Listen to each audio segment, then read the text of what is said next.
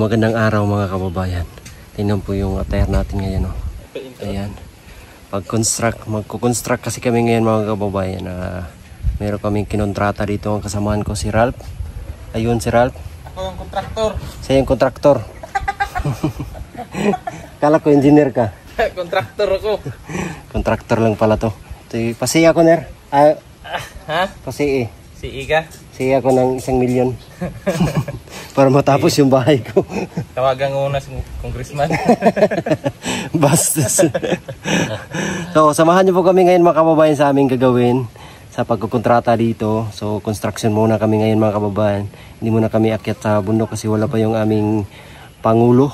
So, ang amo namin dito si Madam nandoon sa loob. Kaya, umpisahan natin ang ating pagkukontrata dito sa gagawin nating tree house. Let's go! So ayan mga kababayan, nagpe-prepare tayo para sa gagawin nating poste. Yan po yung ginagawa na stirrup. Yung ginagawa natin para sa poste mga kababayan. At dyan binilisan ko na para mabilis matapos. Joke lang po. Pinas forward lang po natin para magmukhang mabilis. Pero sa totoo niyan mahina lang yung ating galaw dyan mga kababayan. So ang gagawin kasi namin mga kababayan ay tree house, ngunit lalagyan namin ng poste para matibay kasi maliit pa yung puno. Hindi pa siya pwedeng lagyan ng pako o mabigatan yung puno ng mangga. So lalagyan natin ng poste para dyan po ikakabit yung sahig. Sahig lang po yung gagawin kasi wala nang bubong. Open space kasi yung gusto ni Sir Paul na pwedeng pahingahan. Pag galing kami sa misyon, pwedeng doon kami magpahinga. Sila Sir Paul, sila lahat ng PB team. Kaya naisipan ni Sir Paul na gumawa ng tree house pero walang bubong. So dyan mga kababayan ay kinabit na natin yung stirrup sa gagawin nating poste. At ayan na nga, at natapos na. So hindi ko na nilagyan ng bakal para sa footing. Diretso na lang natin at meron naman siyang extra na bakal sa dulo. So yun na lang po yung tinupi natin para doon kakapit yung buhos natin para matibay din mga kababayan. At hindi siya basta-basta masira. So ayun na nga, nilagay na natin yung yung tinupi natin. So nilagay na natin doon sa may butas para mag-umpisa na kaming magbuhos mga kababayan. At syempre huhulugan natin yan para tuwid naman po siya, hindi siya tabingi yung paglagay natin ng poste na pagbuhos, para tuwid na tuwid po yung ating gagawing poste para sa tree house.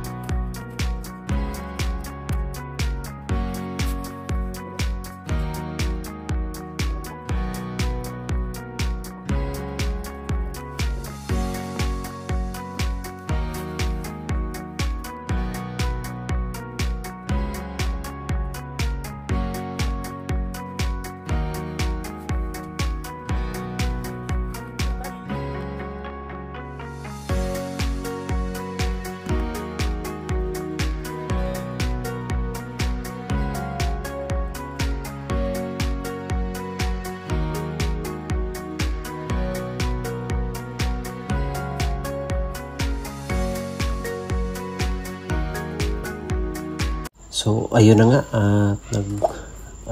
masa na kami mga kababayan para sa ibubuhos namin na semento doon sa aming footing. At kung maghalo kayo mga kababayan, siguraduhin nyo po na sakto yung buhangin at saka yung semento para hindi siya hilaw, para matibay mga kababayan yung ginagawa nyo po na pagsemento sa mga gawin yung mga bahay at kung ano-ano pa man mga kababayan. So kaya diyan po ay nilalagyan na ng tubig na ralph nang sa ganun ay mabuhusan na namin yung poste or footing yung na aming ginagawa mga kababayan. So tulong-tulong lang po para mabilis yung trabaho. Ganyan naman yung team mga kababayan. Yung pagtutulungan ay hindi mawawala yan mga kababayan kahit sa anong gawain ng mga kasamahan natin. So habang wala pa si Sir Paul para medyo makatipid, so kami na lang po yung gagawa sa gagawing tree house kasi wala naman kaming biyahe, wala pa kaming misyon. So nag-volunteer lang kami na kami na lang yung gagawa. Kasi sabi ni Sir Paul, pahanapin sana kami ng panday na gagawa dyan. Pero nag-volunteer kami na kami na lang yung gagawa. Kasi okasyon naman mga kababayan na wala pa si Sir Paul. Umuwi pa sa Luzon. Kasi namimiss niya din yung kanyang pamilya mga kababayan. So ayan na, kami na lang po yung gumawa dyan habang wala pang biyahe. So sana matapos namin ang aming gagawing treehouse nang hindi pa makabalik si Sir Paul para hindi maantala yung aming trabaho diyan mga kababayan. At mabigat po yung trabaho ng isang construction worker at saka yung mga gumagawa ng bahay. Kaya pakiusap ko po sa mga nagpapagawa ng bahay na huwag niyo pong tipirin yung inyong mga trabahante o yung mga masonyo, mga panday. At saka panawagan ko rin sa mga panday na huwag nyo pong ipahiya yung inyong mga amo o yung mga nagpapagawa sa inyo. Dapat din na sakto yung mga gawa ninyo na hindi lugi yung mga nagpapagawa. Kasi minsan mga kababayan, yung ibang mga panday hindi maiwasan talaga na meron talagang mapagsamantala na yung arawan o sa tinatawag na arawan is yung galaw nila is talagang dahan-dahanin para matagal matapos at malaki yung kikitain nila mga kababayan. So sa mga panday, sana po ay huwag nyo pong gawin na ganyan kasi kayo rin po yung mahirapan. Wala nang kukuha sa inyo ng magpapagawa ng bahay. Kaya ayusin nyo din po yung inyong mga paggawa ng inyong mga pagpapanday sa mga bahay at kahit ano pa man yung ipagawa sa inyo. Para nang sa ganon marami ang kukuha sa inyo pag makita na magaling kayong tumabaho at ipakita nyo din ang inyong mga skills at mga suggestion para marami kayong makukuhang kontrata.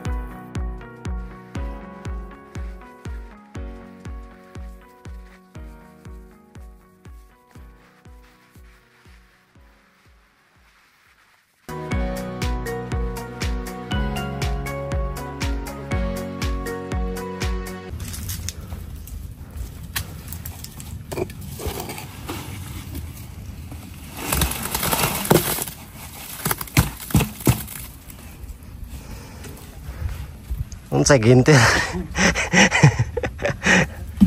Balik na tag kundi misyon.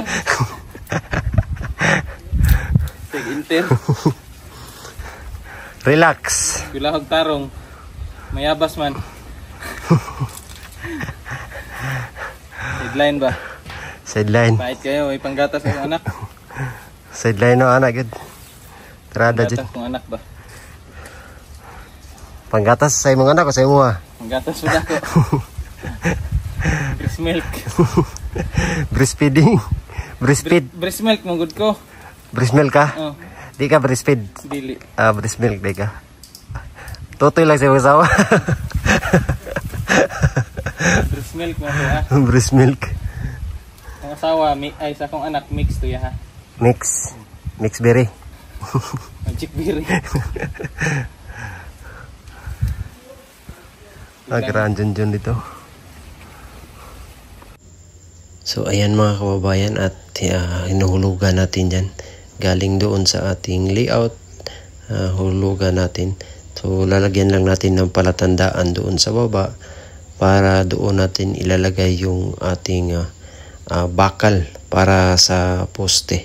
So yan po yung ginagawa ko mga kababayan para meron siyang guide sa baba na palatandaan para diretso na nating ilagay yung bakal sa poste. Ang ginagawa ko dyan mga kababayan, lalagyan ko ng bakal, itutusok ko doon sa baba para doon magsilbing kapitan or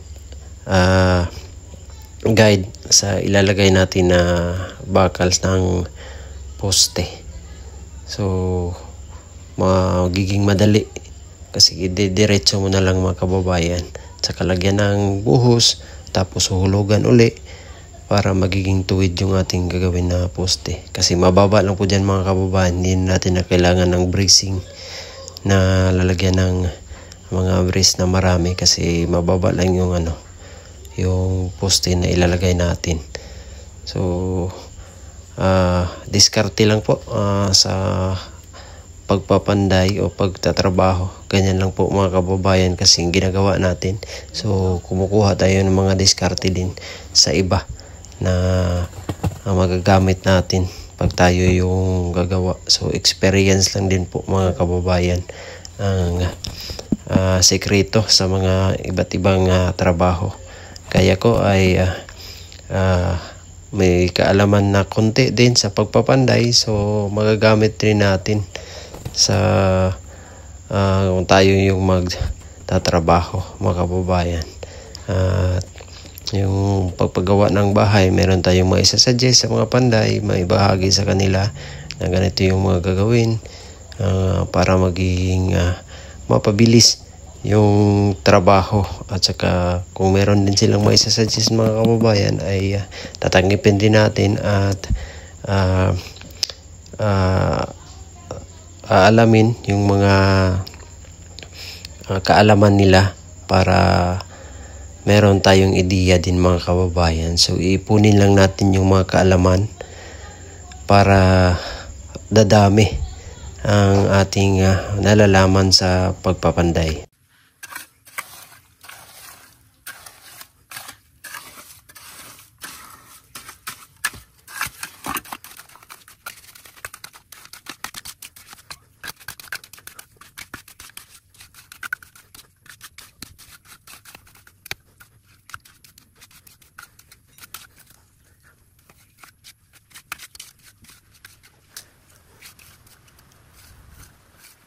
So yun nga mga kababayan, at sa wakas natapos namin na mga footingan, mabuhusan yung footing sa aming ginagawa dito na tree house. Ito tree house mga kababayan. Dito may lapag yan dito. Yan, nilagyan namin ng support na buhos kasi maliit pa yung puno. So dyan mag-a-attach yung mga parlins or ano natin, yung magbigay tibay sa sahig dito sa mga buhos. At grabe, hinihingal kami. Ayan o, pakita natin. Ayan, nalagyan natin ng footing mga kababayan para matibay siya. So dito medyo mababa lang kasi malalim doon yung mataas sa baba. May footing na siya. Tingnan natin kung straight ba. Straight naman. May linsa naman siya. So nakakahingal kasi matagal tayong hindi nakapag-construct. Kaya hinihingal tayo. So ayan. Ito yung kasama ko, engineer. Ner, okay na ka, Ner? Ayan o. Initas kamot. Hindi bagay sa kanya mag-construction. Ang init sa kamay. Kasi Nung last na ano ko, na try nito, nung sa bahay pa. Paggawa ko ng bahay. paggawa mo ng bahay. Oh, tapos nung dun sa bahay namin sa bukid. Oo. Simula nun, wala na. Ngayon ulit. Ano ka kasi, hindi ka bagay sa mga ganitong trabaho kasi yung kutis mo, kutis porcelana. Dapat sa iyo, paupo-upo lang, pautos-utos lang. Yan yung dapat sa iyo. Tusas kamot eh, no? Oo, so nagko-construct kami ngayon mga kababayan. Construction yung trabaho namin ngayon. Pahinga muna sa bundok. Pahinga muna sa bundok, magko-construction muna kami. Bukas ulit. Bukas ulit kasi lalagyan pa namin yan ng poste. Pagkatapos ng poste, pahinga muna kasi papatibayan natin para Pahinga ng isang linggo. pahinga ng isang linggo. Kasi pag mabuhusan yung poste mga kababayan, bawal sa galawin kasi yung time of curing niya ay on process pa. Kaya bawal sa galawin. So pag patibayin muna yung poste. So bukas na natin pag-usapan kasi hindi pa nabuhusan. Puting pa lang sa ngayon. So ayun lang, thank you so much sa inyong lahat mga kababayan, sa inyong walang sawang pagsuporta.